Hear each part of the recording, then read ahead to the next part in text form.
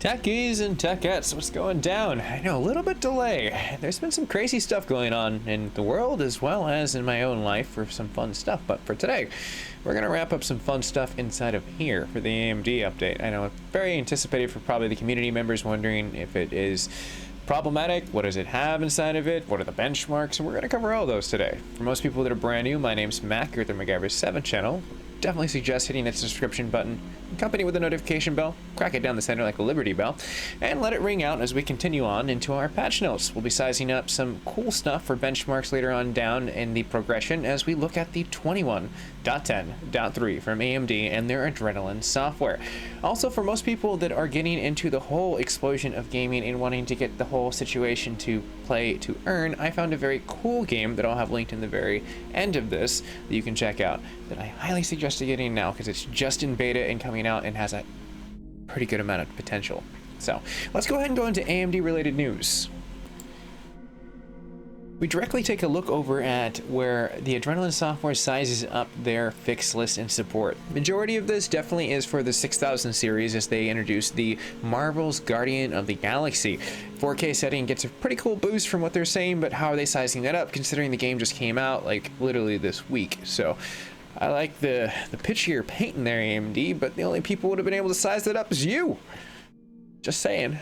Now, people are more than welcome to utilize the old driver versus the new driver, which is more utilized just literally for Guardians in the Galaxy. So if you're playing the game and you get the future update of the 21.11.1, which is probably on the edge of next month, which we're knocking on the door of the holidays, you'll be seeing like probably more of the introduction of a reducement on that as they balance out stuff as they boosted it. So if you're a Marvel fan and you're playing that game and you experience some issues in the next update, roll back because this is your update. Sized up past that, we can see that the Riders of the Republic aged in empires and they all get down to the point of the doom. The update 6.66. Oh, how fitting for the loveliness of Hallows Eve. But as we get down to the portion of the fixed issues, what does it fix? The Radeon software and the CPU tuning may be missing on some of the AMD processors in the 5950X. While playing the situation for some users inside of the black screen and flickering for multiple displays, and the connection, which was the option, was the Alt-Tab shortcut. You can see Battlefield comes down to crashing. Gameplay inside of the AMD graphics produced, such as the RX 6600. Image correction, now hopefully, as it corrupted before, inside of the characters in the boost feature for Cyberpunk 2077, which doesn't seem to be making the list as much as it used to, which is always cool on the developer team.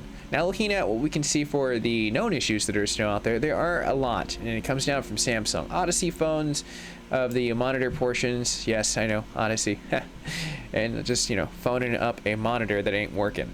But you have your, you know, ridiculously good pixels and 240 hertz, you might run into some issue when you're getting into the cutting edge technology.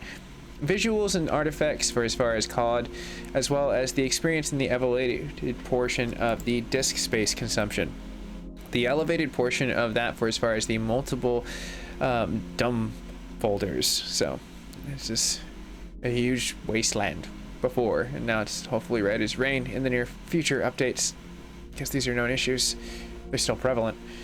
So for as far as the issues that we can sum up inside of crashes and the responses in DirectX 11 and PUBG and the multiple display which was causing the issues, enhanced sync, and we come down to the known issues that still are prevalent for the link for Evic, you can go down to AVC, which will be your workaround. There are some footnotes that they have directly over here with their own testing for as far as sizing, but let's go ahead and get to some benchmarks. That sizes up for as far as the install, which I'll have a link down below for everyone you can take a look at and do a DDU to always have a fresh cut of laying down the foundation of a graphics driver. Especially with AMD, they've gotten a lot smoother with clean installs, and I definitely have to compliment their team from day one when I started doing this to right now, night and day difference. So it's a fine wine. It gets better as it ages.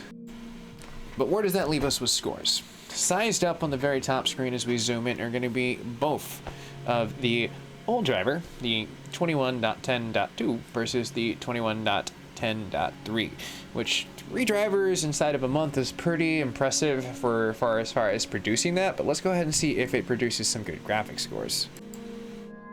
And so far, not bad.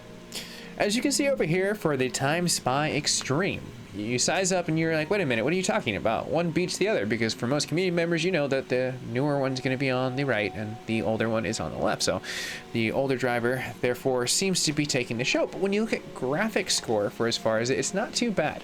And for as far as the situation of stability and in 4K, I'm saying that there's probably going to be a certain situation where it can run more optimal and certain situations where it's not. So for the new driver out the gate, yes, it definitely does beat it a little bit, but it's not too bad. Like, honestly, I think this is a stability update, hopefully, for most people. Now, with the 1080p in the DirectX 12 department, it scales back a tiny bit, almost 30 points, give or take. It's not that bad when you look at the direct scores, though. You're like, it's almost identical, but there's also a difference inside of the physical portion of the CPU, as you can definitely see that the CPU is running more efficient on the score that is on the newer driver. So these are things that you will run into from time to time. Now, moving on past that situation that does happen, we are looking at the new portion of performance inside of DirectX 11. Now, straight out the bat, you can definitely see that in the graphics portion, there is going to be a difference between 4K and 1080p. I wanted to show off the difference in graphics scores before revealing the score of the brand new driver. Now, the other 4K score was the brand new driver in the 4K department, so now you're gonna have to wonder if it does beat the older driver or lose to it. So far, we're off to a good start, but one thing I do notice, and I do run scores back to back to back in order to get the consistency of the medium, because I agree with a lot of people, especially in 1080p, your swing scores on a synthetic test can be a little annoying, but that's why if you go between, then you get your average score. For example, this score, right back to back, tested directly inside of there, you can see that there is a huge swing. Now, where the huge swing comes from, because if you look at the graphics, well, it definitely does have a pretty good leap, about almost 196 points, give or take, probably feathering. You also have a better combination score, if you look over there. Now, your physics score definitely does take a reduction a tiny bit, but these are back-to-back scores, and with 1080p, it can have mood swings with the performance. So if it has, a hot gust of wind, it's getting cold gust of wind. It depends. The climates, if you've cleaned your PC and gotten the dust bunnies out of it, those are a lot of factors in seeing maybe even if a fan is on its way out and it's spinning a tiny bit slower, which you can conveniently buy on some of the marketplaces. I'm actually going to be buying some and replacing my Radeon, my original Radeon 7's fans, because it's like, it works really well, but I can just see they're really dusty, and it's just kind of a ticking portion of just like, well, I should probably just get some backup while they're actually available, which you can finally on eBay and like Amazon and a whole bunch of other fun places. You can always click a link down below, go through my affiliate links. Even if it's not the direct one for the product, you can hop over there and there's the portal for finding your stuff later on. Just type in what you need. Certain fans are available on these outlets. But with the 1080p now showing where we are, and I would like to think that the newer driver offers better stability. That's why I've kind of started off with the very beginning of this video that it is stable, even though they do boast about Guardians of the Galaxy. That's why the real test is going to be 21.11.1 versus this newer driver, because they've kind of hit a home run, in my opinion, for supplying a stable driver. It's not a huge leap driver into the future of performance.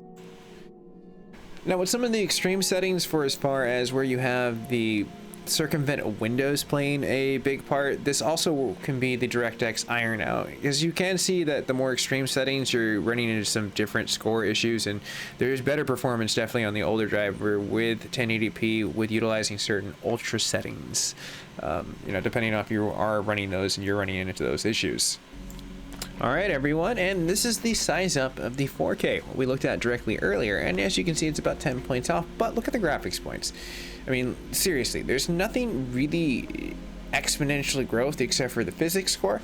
Otherwise, we're just looking at a point-to-point for graphics, and the combination score kind of actually is reduced on the older driver. So 4K definitely performs a little bit better on the newer driver, and there's a lot more stability to be had, well-rounded through DirectX 11 and DirectX 12. That sums up our patch. Guardians of the Galaxy, performance and stability, but I want to hear from the community. What have you been experiencing? What are you rocking? What are you wanting in the near future for graphics cards? And as well, you can always check out some of these links up above. I recommend checking out that game that I mentioned before. There's an affiliate link in that video after you watch it that you can get a portion of joining, helping me out, and you get some cool NFTs, and that's kind of the newer collectibles that have been hitting the market nowadays, as where a Babe Ruth baseball card used to be back in the day. So don't be late to the party, everyone. Check out these cooler portions of my channel that I've been trying to edit, and I'm going to be more proactive. Yes, NVIDIA, you're going to be getting your update right after this, and then I have a slew of gaming updates. So if you have your notification bell on, I'm going to be not intentionally spamming you, because I also got the Ubisoft loot box, so I have to do an unboxing of that as well. So stick tuned for a lot of content that will be coming towards you from my channel. I look forward to seeing you guys and gals in the near future, and I'll be setting up for some live stuff as well as it hits the channel. Just so stay tuned, everyone. See you guys and gals in the near future. Stay safe, stay classy. If you're newer to the channel, hit the subscription button, join, absolutely free, helps me out as a creator. And if you do today, who knows, maybe, just maybe, the world will have a free cookie day. You'll just have to subscribe to find out. Because wouldn't that be cool? Someone just came up to you, free cookie. When's life ever wrong with a free cookie? Anyways, everyone, have a nice day. I'll see you guys and gals in the near future.